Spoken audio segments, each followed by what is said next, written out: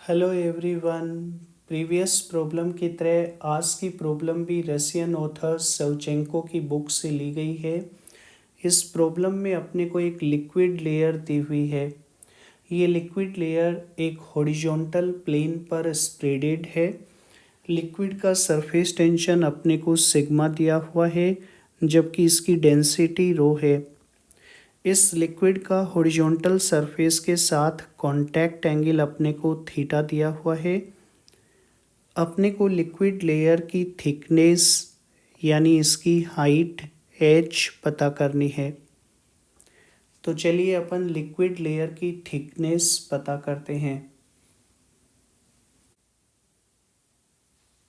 यहाँ पर देखिए लिक्विड लेयर का क्रॉस सेक्शनल व्यू अपने को दिखाया गया है। मैं लिक्विड लेयर का ये छोटा सा एलिमेंट कंसिडर करता हूँ। इस टाइप का एलिमेंट अपन ले लेते हैं और इसका फ्री बॉडी डायग्राम बनाते हैं। मैं एलिमेंट को यहाँ पे रेड कलर से मार्क कर देता हूँ। इस टाइप का एलिमेंट अपन कंसिडर कर रहे हैं।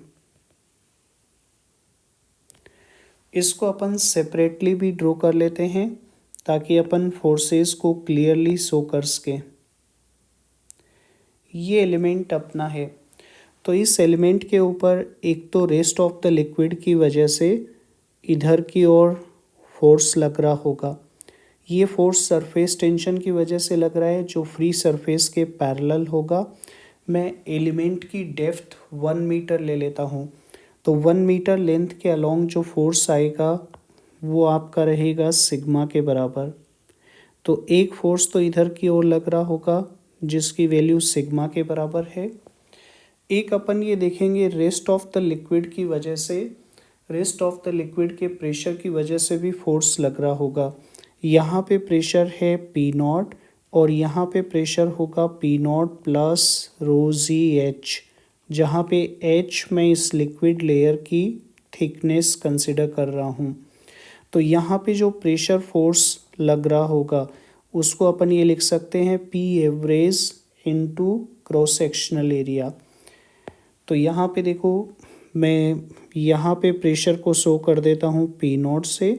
यहाँ प्रेशर हो जाएगा P not plus rho g H. तो एवरेज प्रेशर अपन निकाल लेंगे और जो प्रेशर फोर्स एक्ट होगा वो आपका ये रहेगा पी एवरेज इनटू एरिया। चूँकि मैं डेप्थ 1 मीटर ले रहा हूँ तो इस एलिमेंट के ऊपर जो प्रेशर फोर्स एक्ट होगा वो हो जाएगा P average into area. Area आपका आ जाएगा h इंटू 1 के बराबर। अब ये देखिए ये जो एलिमेंट है ये हॉरिजॉन्टल सरफेस को टेंजेंट के अलोंग इधर की ओर पुल कर रहा होगा। न्यूटन्स थर्ड लॉ से ये जो हॉरिजॉन्टल सरफेस है ये एलिमेंट को अपोजिट डायरेक्शन में पुल कर रही होगी। तो हॉरिजॉन्टल सरफेस की वजह से भी इस लिक्विड एलिमेंट के ऊपर फोर्स लग रहा होगा। चूँकि अपन यूनिट विड्थ के अलोंग ये फोर्स देख रहे हैं तो ये फोर्स सरफेस टेंशन सिग्मा के बराबर होगा।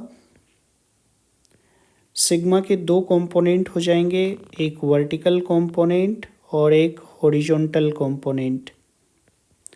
अपन यहाँ पे हॉरिजॉन्टल कंपोनेंट के अंदर इंटरेस्टेड हैं क्योंकि अपन हॉरिजॉन्टल में फोर्सेस को बैलेंस करेंगे। एक अपन ये देखेंगे एयर प्रेशर की वजह से भी हॉरिजॉन्टल में फोर्स लगेगा।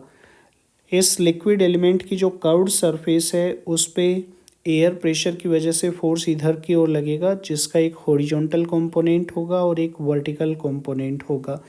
अपन इनको क्लैरिटी के लिए इधर दिखा देते हैं। मैं एक वर्टिकल लाइन यहाँ पे ड्रॉ कर रहा हूँ और एक हॉरिजॉन्टल लाइन। हॉरिजॉन्टल में जो फोर्स लगेगा उसको अपन ये लिख सकते हैं P naught into curved surface का वर्टिकल प्लेन में प्रोजेक्शन जो h इंटू 1 मीटर के ही बराबर हो जाएगा। तो यहाँ पे जो फोर्स लगेगा वो हो जाएगा P naught into area h into 1। अब अपन हॉरिजॉन्टल में फोर्सेस को बैलेंस करते हैं। राइटवर्ड डायरेक्शन में एक तो ये फोर्स लग रहा है सिग्मा और एक ये फोर्स लग रहा है पी नॉट इंटू एच। तो राइटवर्ड फोर्स हो जाएगा sigma plus P naught H. Leftward direction में एक तो लग रहा है पी एवरेज इंटू एच और एक लग रहा है sigma cos theta. P average की वैल्यू निकाल लेते हैं। अपन ने ये देखा था कि यहाँ पे लिक्विड की फ्री सरफेस पे प्रेशर एयर प्रेशर यानी एटमॉस्फेरिक प्रेशर के ही बराबर है। एच डेप्थ पे प्रेशर पी नॉट प्लस रोजी एच है। तो एवरेज प्रेशर ये हो जाएगा P average is P not plus रोजी एच डिवाइडेड बाई 2। यानी इसको अपन ये लिख सकते हैं पी नॉट प्लस रोजी एच बाई 2। मैं पी एवरेज की वैल्यू रख देता हूँ। तो अपने पास ये आएगा sigma plus P naught into H is equal to, P average को भी एच से मल्टीप्लाई करेंगे तो ये आएगा P naught H plus rho g H square by 2 plus sigma cos theta. अब देखिए पी नॉट एच से पी नॉट एच कैंसिल हो जाएगा।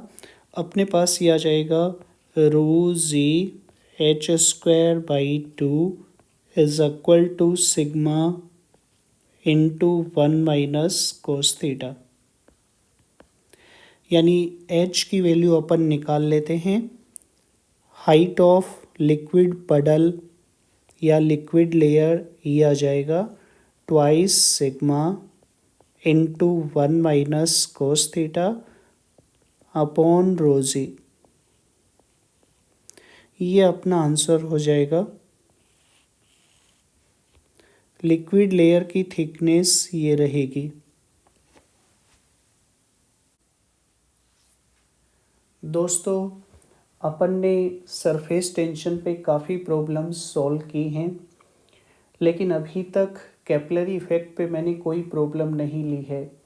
मैं कैपिलरी इफ़ेक्ट पे कुछ प्रॉब्लम्स लेने वाला हूँ, लेकिन उससे पहले अपन वेव मैकेनिक्स पे कुछ चैलेंजिंग प्रॉब्लम्स सॉल्व करेंगे।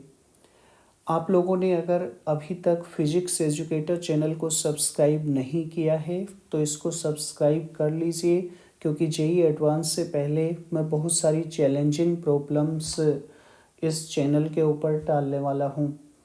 अगर आपको आज का वीडियो पसंद आया हो तो please like share and subscribe.